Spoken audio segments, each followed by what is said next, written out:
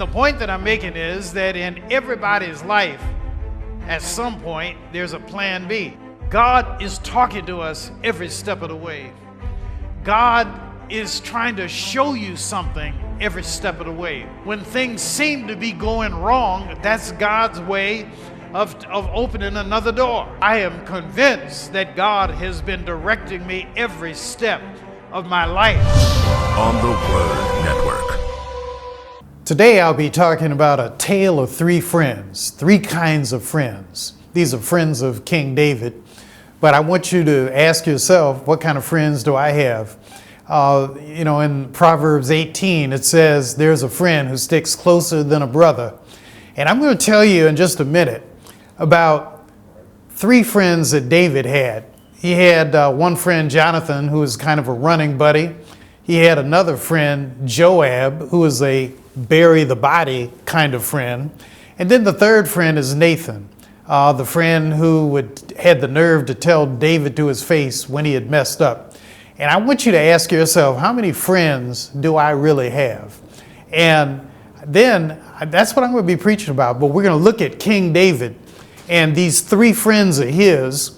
And I want you to ask yourself, how many friends do I have? And where would my friends stack up? How many of my friends are running buddy friends, bury the body friends, or the friend who has the nerve to tell me to my face when I've messed up? I'll be right back. You know why I really love Nick Hood as a minister? I watched his father do it, and he took over for the church, and he was one of us, but he really turned out to be a great minister.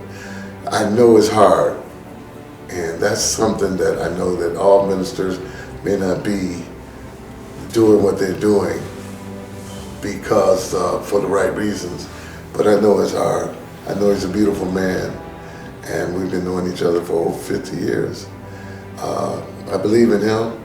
He's inspired me in so many ways to do what I'm doing and try to be the best at it. Make sure you watch Nick Hood's ministries. You'll never be the same.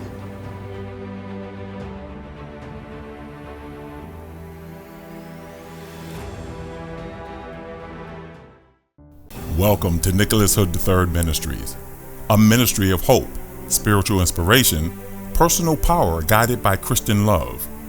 May the power of God's Holy Spirit fall upon you as you sit back and enjoy today's program.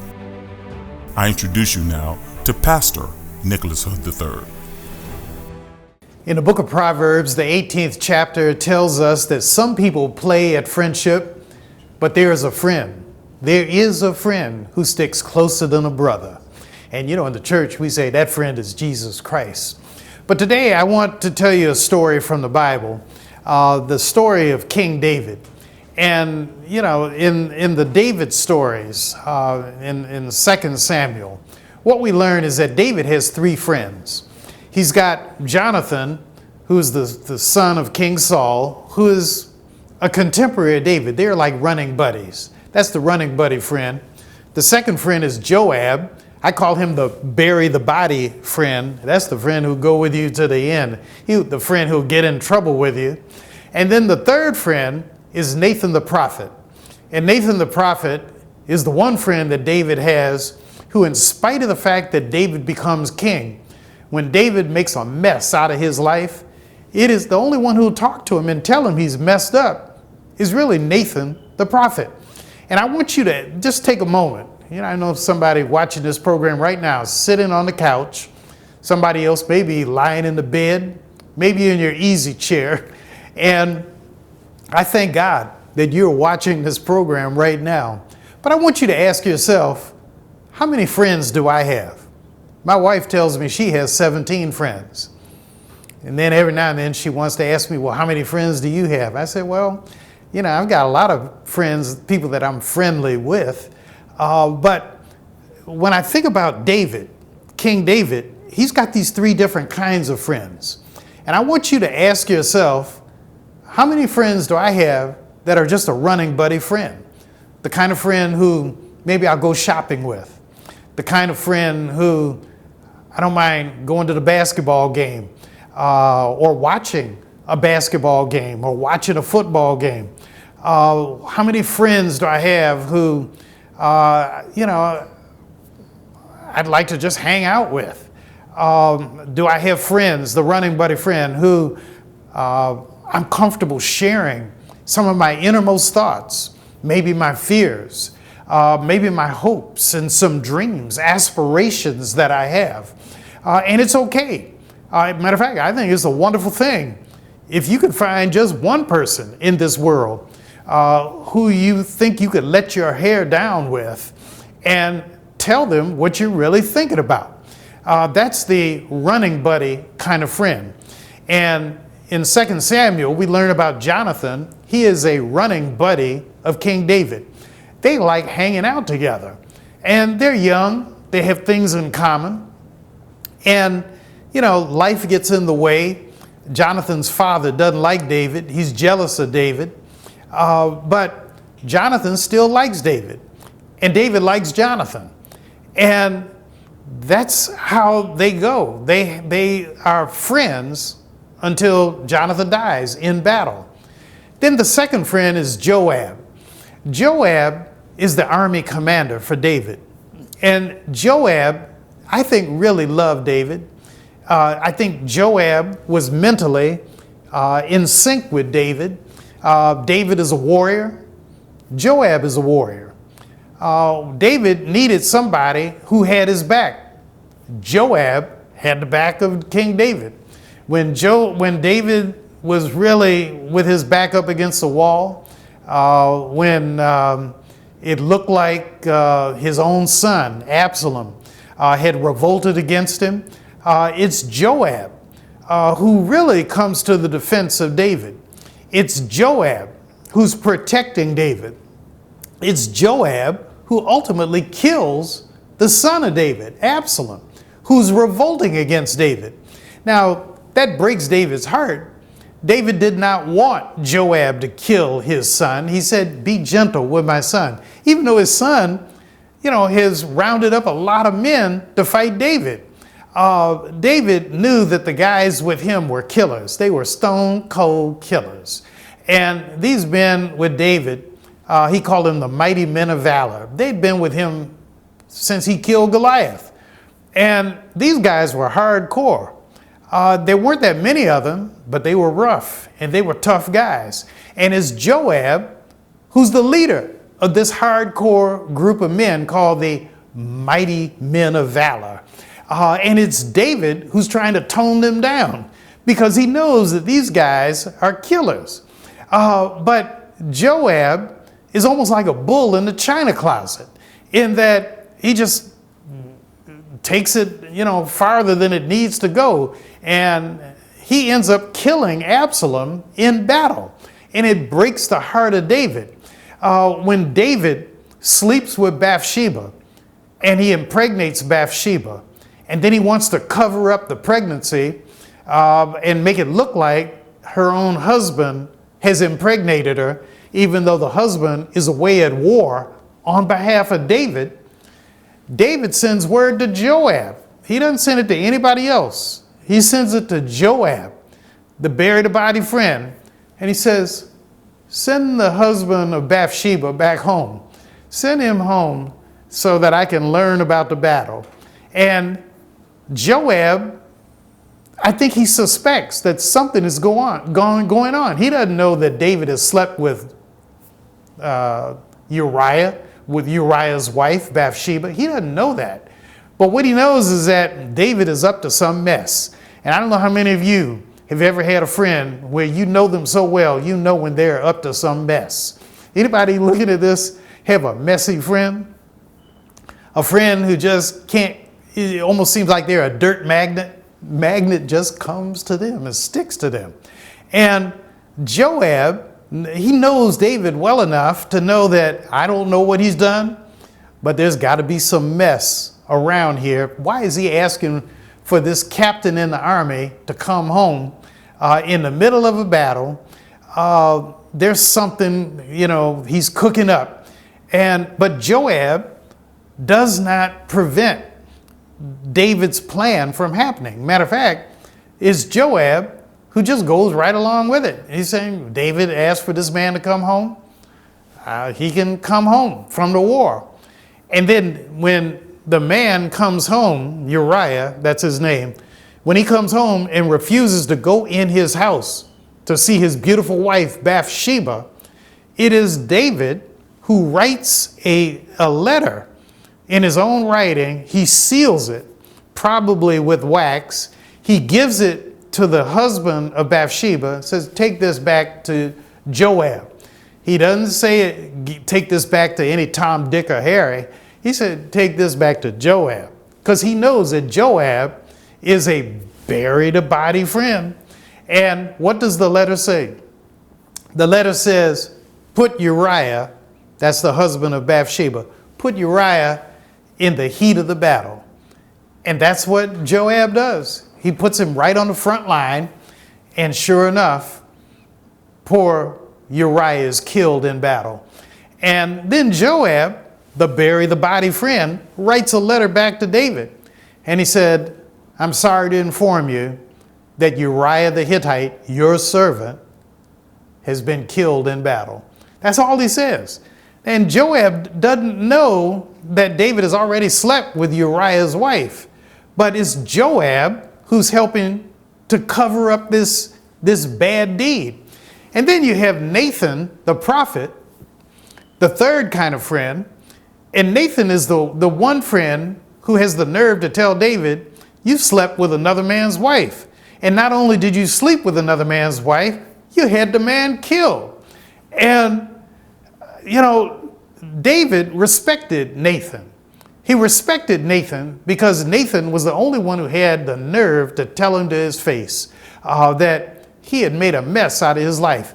So that's 3 friends. And I want you to ask yourself, how many friends do I have who are like Jonathan? Just a running buddy, somebody you like spending time with, watching television, going to a movie, going to a ball game, somebody you don't mind going to the mall with, going fishing, your go fishing buddy. How many friends do I have who are like Joab, who if I kill somebody, they want to help me bury the body? That's a hardcore kind of friend.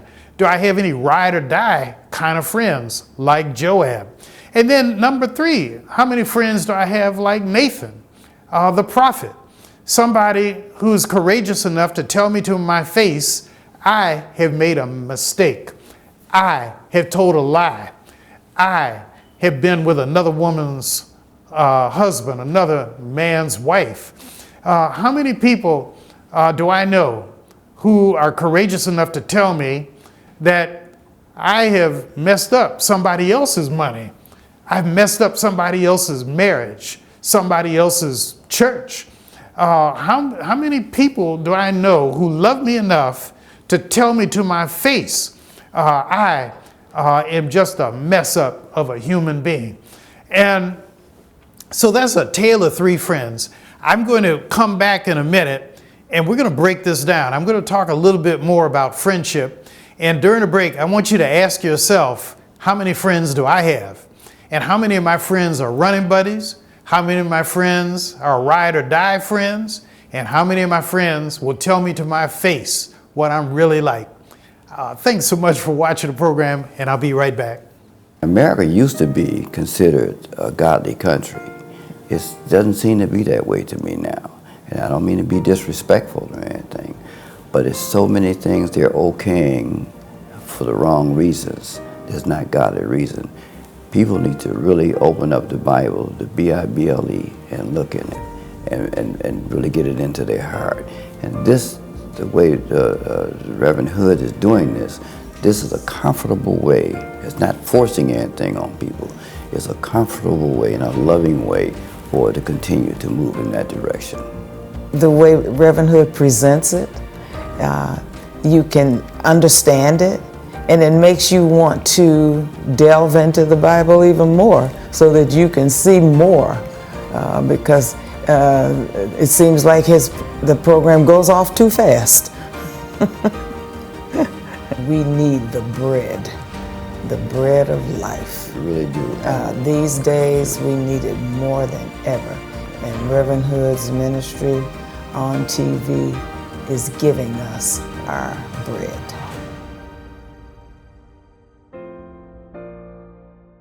And the point that I'm making is that in everybody's life, at some point, there's a plan B. God is talking to us every step of the way.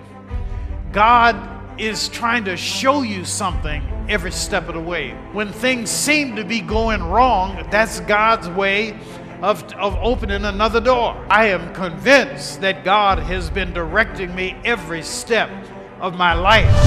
On the Word Network. Today I've been talking about King David and his three friends. Jonathan, the running buddy friend, Joab, the bury the body friend, and Nathan, the friend who had the nerve to tell him to his face that he had messed up when he took Bathsheba as his wife and then killed her husband in the process. And the question that I left off at the beginning of this program, where I left off is, what kind of friends do you have? My wife tells me she has 17 friends. And then she wants to ask me, well, how many friends do you have, Nick? And I'm not sure I have 17, but I have a lot of people that I'm friendly with. But to come back to my theme, ask yourself, how many of my friends are like Jonathan, the running buddy friend, the friend who just likes to be with me. We get along. We have things we can talk about, things we share. Jonathan and David were friends because they like war. They're friends because they're about the same age. They had a lot of things they could talk with about. You have Joab, the commander of the army, I think he really loved David.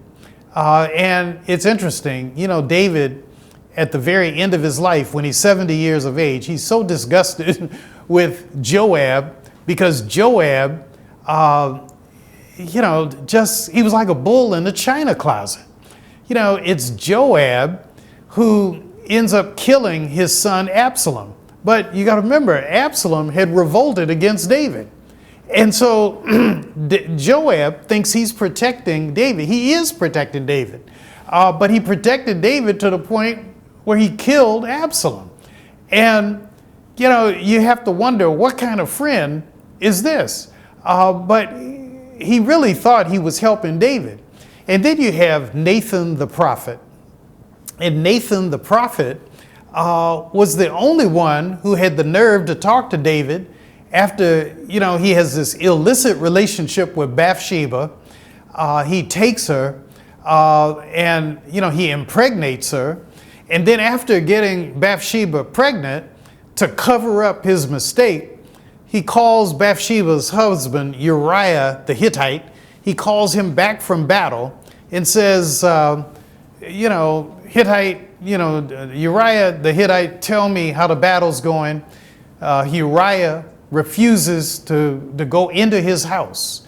He refuses to sleep with his wife because he says, how can I sleep with my wife and eat at my table when the king's soldiers are sleeping on the ground in tents? They're in war. He said, I can't do that. And because I can't do that, I'm going to sleep in the doorstep of my house. I refuse to go in my house because I don't want anybody to look at me and say that I have broken my vows of consecration for war by going in to my wife. And he really loves, David. Nathan the prophet loves him such that Nathan says, David, you've killed another man for his wife, and you've taken advantage of being the king. And he says, because you've taken advantage of being the king, God is going to take the life of that child that you have just fathered with Bathsheba. And, David cries, he's miserable, but eventually, Nathan the prophet tells him, he says, but God is not going to kill you. God is not going to kill you. God is going to give you another chance to get it right. And becomes a turning point, I believe, in the life of David. Now, how that relates to us today is this whole question of friendship. How many friends do you have? And I am, as I think about this ministry, what I'm doing right now, I really am, this ministry is thriving, it's growing because of friends. And there are all kinds of friends. The running buddy friend, there's the bury the body friend, and then there's the friend who just will tell you to your face how you're doing. And I am so appreciative of those of you who write me. There's a brother from California named Michael Ames. He writes me every so often and sends a little donation. And there are other friends. I've got friends right here in the Detroit area, Jackie and Lorimer Wyatt, Delgenia Barber. I have Daphne and Raynard Tucker right here in Detroit. Miss McIntosh down from Mobile, Alabama. I thank you. There's a brother named Ernest Perry in prison in Illinois who's, as a friend, he sends me every now and then $10. Now, I'm not trying to put Mr. Perry's business all out there, but the point that I'm making is that each of these people that I've named are friends of this ministry. And I want you to think about being a friend of this ministry. To be a friend, you can be a friend at any level. Some people give a lot of money. Some people can only give a couple of dollars. But it really doesn't matter. What really matters more than anything else is that you like this program and that you find relevancy in it. And if this ministry is meaningful to you, if this ministry is making a difference in your life, if this ministry is helping you to see Jesus in a clearer way, then I want you to think about taking your friendship to the next level. And by taking the friendship to the next level, I want you to think about and ask yourself, can I support this ministry financially? And can I support it at whatever level? I'm almost a little uncomfortable asking for this, but I do need financial support to take this ministry to where really I think God is calling it to be. And, it's said in the Bible, you have not because you ask not. And so today I'm asking. And I'm asking you to be a friend of this ministry.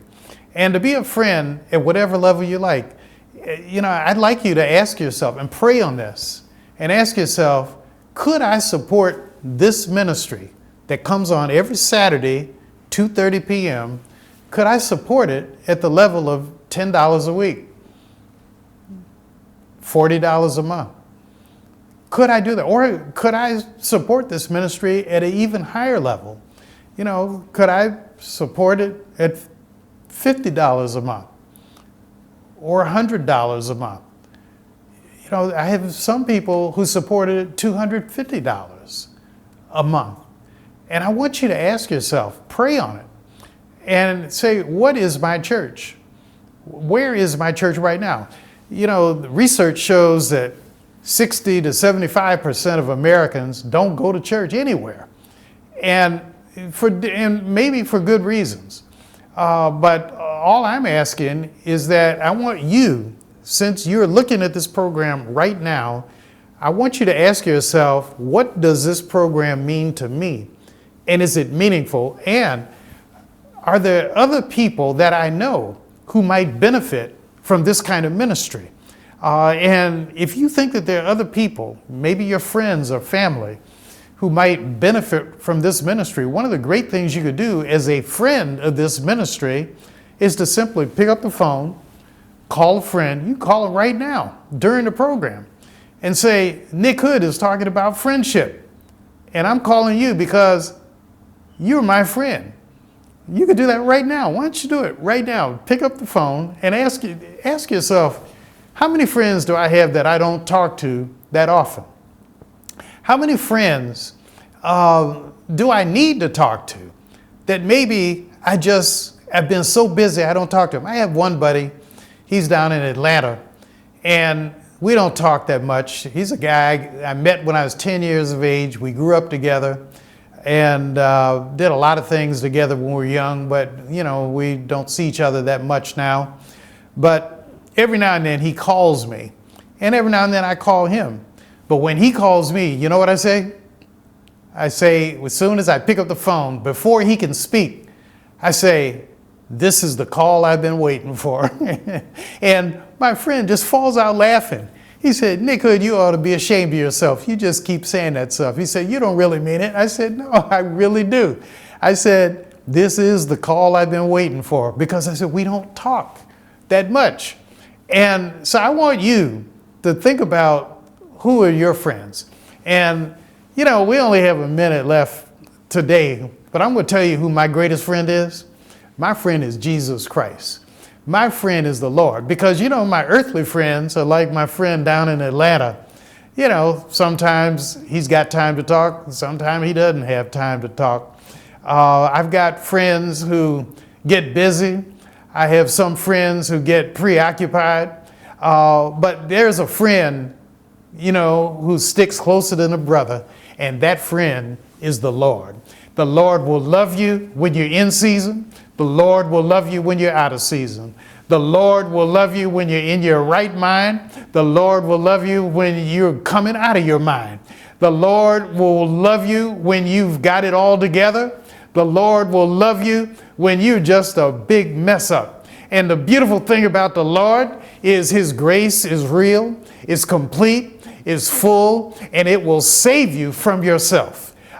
You will do your business. You will do your best to make a mess out of your life. I know there's somebody looking at this right now who can identify with what I'm saying. You have messed up your life, maybe messed up some other people's lives, but the Lord will take you as you are and shape you and make you and try to bring you back into reality. And, I love that about Jesus Christ, and that's why I stick with the Lord.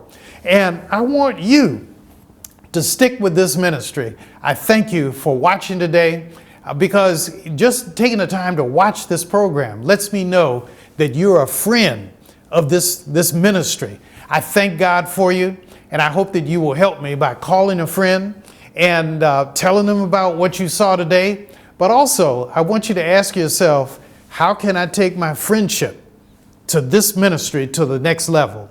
And I want you to be a supporter. God bless, God keep you. And remember, I'm praying for you. I'm supporting you in prayer. And I thank God for you. And I look forward to seeing you next week. God bless. And the point that I'm making is that in everybody's life, at some point, there's a plan B. God is talking to us every step of the way.